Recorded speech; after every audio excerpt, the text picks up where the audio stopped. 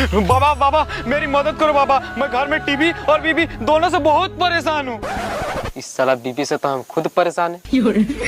बेटा एक काम करो, टीवी को बेच दो और बीबी को मायके भेज दो। बाबा मेरे हाथ देख के बताना मेरे भविष्य में क्या है। बेटा तुम बहुत अमीर आदमी बनोगे। पर बाबा ये तो मेरा हाथ है। सॉरी बेटा सॉरी।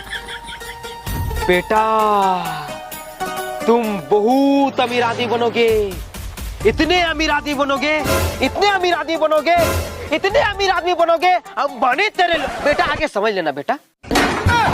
चलो जल्दी से मेरा दक्षिणा निकालो। पर बाबा हमारे पास तो कैश पैसे नहीं है। बेटा बाबा के पास फोन पे भी चलता है। टन टन टन।